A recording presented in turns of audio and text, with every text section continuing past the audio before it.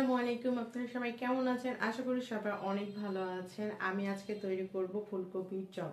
সন্ধ্যার নাস্তা ফুলকপির চপ। সামনে কিন্তু রোজাও চলে আসছে, আর আমার হাজবেন্ড বলছে যে ফুলকপির চপ নাকি তার খেতে ভালো লাগছে। ফুলকপি কিন্তু এখন অলরেডি চলে যেতে বসেছে, তা আপনারা চাইলে কিন্তু আমি যেভাবে করব এভাবে ফ্রোজেন করে ফুলকপির চপ তৈরি করে নিতে পারেন।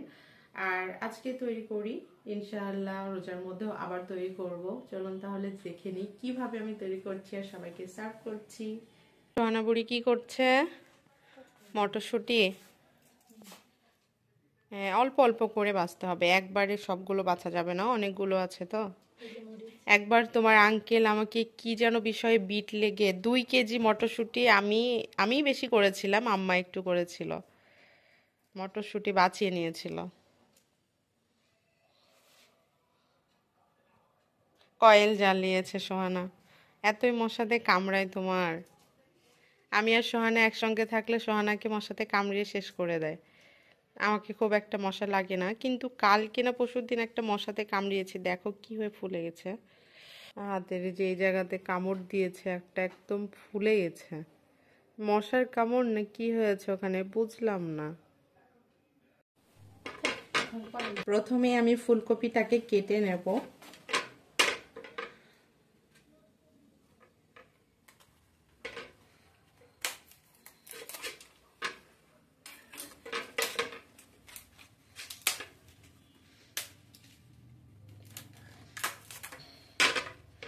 আমার বড় ননদ এটাকে বলে বিদেশি চিকেন ফ্রাই। আমি তো প্রথমে একদিন আমাকে বলছিল যে বাসায় আয় বিদেশি চিকেন ফ্রাই করেছে।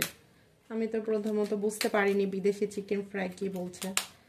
তারপর আপুর বাসায় গেছি, তখন আপু রাজশাহীতে ছিল। দেন যে যাওয়ার পরে দেখছি যে বিদেশি চিকেন ফ্রাই মানে ফুলকপির চপ করেছে, সেটাকে বলছিল বিদেশি চিকেন ফ্রাই। তো এখনো যখন আমি করি তখন সেই দিনের কথা মনে পড়ে। আমার শ্বশুরও খুব পছন্দ করে। আপনাদের ভাইয়া তো এখন বাসায় নেই, ওর জন্য প্রসেসিং করে রেখে দেব, ও আসলে গরম গরম ওকে করে দেব।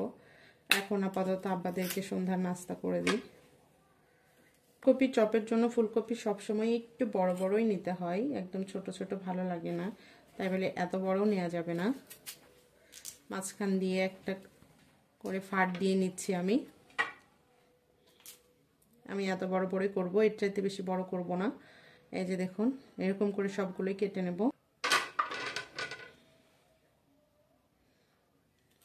একটু ছোট ছোট করলে মশলাগুলো সুন্দর মতো যাবে এবং খেতেও ভালো লাগবে।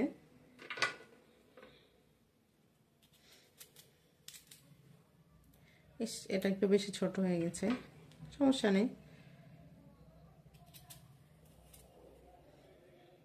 এটাকে এত বড়ই রাখবো?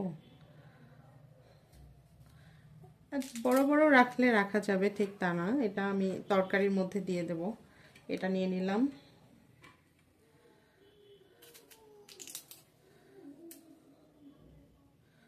এই যে মানে এইরকম সাইজগুলো খুবই সুন্দর, একদমই পারফেক্টলি।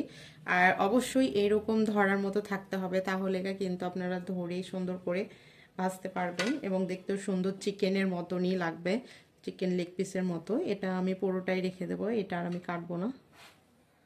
এই যে দেখুন, আমার কিন্তু সবগুলো কেটে নেওয়া হয়ে গেছে। এখন আমি এগুলো ধুয়ে নেব। ধুয়ে আমি সামান্য হলুদ এবং লবণ আর মরিচের গুঁড়া দিয়ে আমি এটা সেদ্ধ করে নেব, একটু হালকা সেদ্ধ। তবে আপনারা যারা সবজিটা একটু সামান্য কচকচা খেতে পছন্দ করেন, আপনারা ডাইরেক্ট এটা কিন্তু বেসনের মধ্যে চুবিয়ে ভেজে নিতে পারেন। যেহেতু আমার শ্বশুর এবং বাবু খুব একটা সবজি কচকচা পছন্দ করে না, একদমই শুকনো পছন্দ করে, এই জন্য আমি একটু সেদ্ধ করে নেব। আর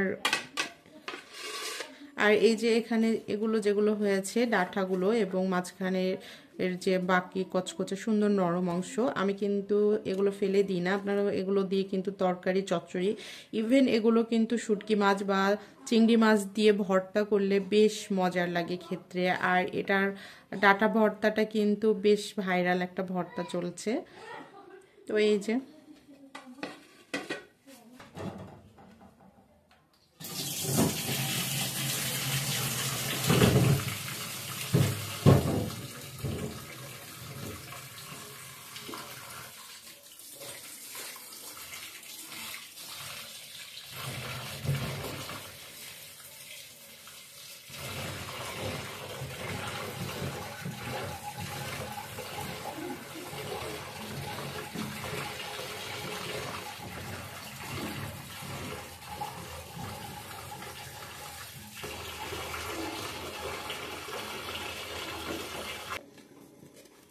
আমি সবগুলোই পানির মধ্যে দিয়ে দেব, কিন্তু সবগুলো আমি সেদ্ধ করব না, হালকা ভাপ দিয়ে নেব। আপনারা দেখতে থাকুন প্রসেসিংটা, না হলে দুইবারে দিতে হবে এবং দুইবারে তো গ্যাস খরচটাও বেশি হবে, এই জন্য একটু একবারে করে নিচ্ছি। এটা ঢাকনা দিয়ে ঢেকে দেব।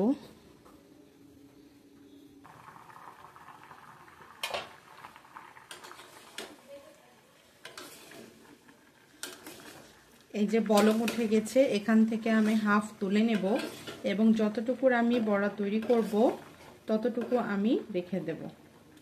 আমি এইটুকু তুলে নিয়েছি আর আমি এইগুলোর বড়া তৈরি করব। এগুলো আমি সামান্য একটু করে লবণ, হলুদ এবং মরিচের গুঁড়া দিয়ে যেটুকু পানি আছে এটুকু পানিতে আমি সেদ্ধ করে নেব। ফিরে আসছি সেদ্ধ করার পরে। আমি এখানে নিয়ে নিচ্ছি এই চামচের 1.5 চামচ বেসন, আর একই চামচে নিয়ে নিয়েছি আমি 1 চামচ ভর্তি ময়দা। সামান্য একটু চালের ময়দাও এখানে নিতে পারেন, তাহলে কিন্তু মুচমুচে হবে, ভালো লাগবে খেতে। হাফ চা চামচ আদা বাটা, মরিচের গুঁড়াটা আপনারা যে যেমন খাবেন সে অনুপাতে নিয়ে নেবেন। হলুদের গুঁড়া হাফ চা চামচের একটু কম, জিরা ধনিয়ার গুঁড়া, লবণ পরিমাণ মতো, সামান্য একটু বেকিং পাউডার, একটু ফুলবে, ফোলার জন্য।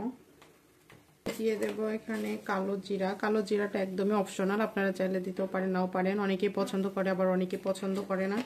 এখন আমি সবগুলো মিক্সড করব। আর আমি এইদিকে হচ্ছে 2টা ডিম এবং পেঁয়াজ, মরিচ, ধনিয়া পাতা দিয়ে লবণ দিয়ে আমি হচ্ছে চটকে মাখিয়ে নিয়েছি। আমরা নর্মালি যেভাবে ডিম ভাজি সেভাবে ভেজে নিয়েছি, তারপরেরটা পরে দেখবেন কিভাবে কি করছে। এবার এটা আমি মাখিয়ে নেব। একটু একটু করে নর্মাল টেম্পারেচারে থাকা পানি দিয়ে দেব এবং আমি সুন্দর একটা ব্যাটার তৈরি করে নেব। খুব বেশি ঘন হবে না এবং খুব বেশি পাতলাও হবে না। আর এদিকে আমার ফুলকপিগুলো সুন্দর মতো সেদ্ধ হয়ে গেছে, এখন শুধু ভেজে নেব। বিসমিল্লাহির রহমানির রহিম। প্রথমে আমি ডিমটা ভেজে নেব।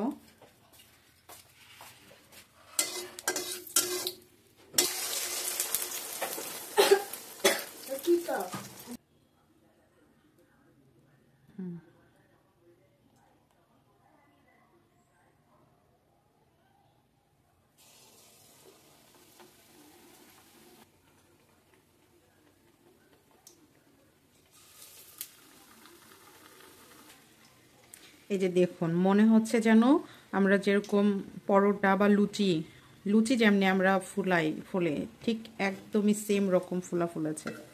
আর ডিম তো ডিমের কারণে আরও এতটা বেশি ফ্লাফি হয়েছে। আমি প্রথমে খেয়েছিলাম এটা আমার বড় ননদের কাছে, প্রথমে বুঝিনি যে কিসের চপ, পরে যখন কামড় দিয়েছিলাম তখন খুব মজা লেগেছিল, তারপর থেকে আমিও বাসায় করি। আলহামদুলিল্লাহ আমার ডিমের চপগুলো সুন্দর মতো হয়ে গেছে। এখন আমি এটা একটু একটু করে তেল শুষে নেব।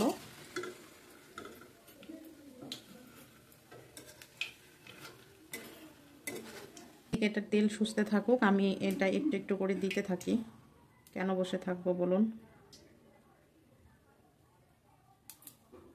বিসমিল্লাহ।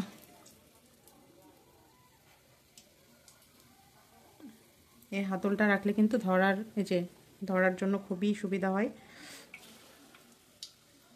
তৈরি হয়ে গেছে আমাদের 2 ধরনের রাস্তার। আপনাদের ভাইয়ার জন্য আমি রেখে দিয়েছি, ও আসলে আমি এবার ভেজে দেব। খুবই মজার নাস্তা, খুবই মজার এবং হেলদি।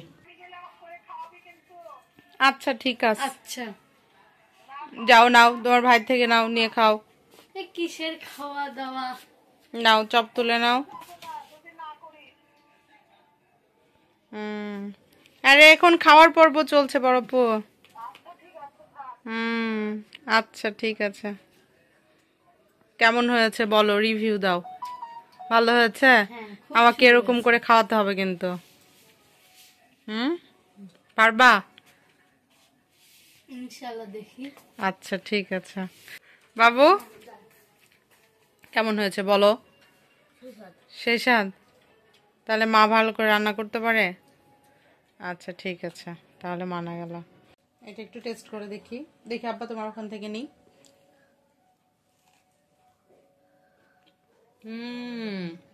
মজার হয়েছে তাই না?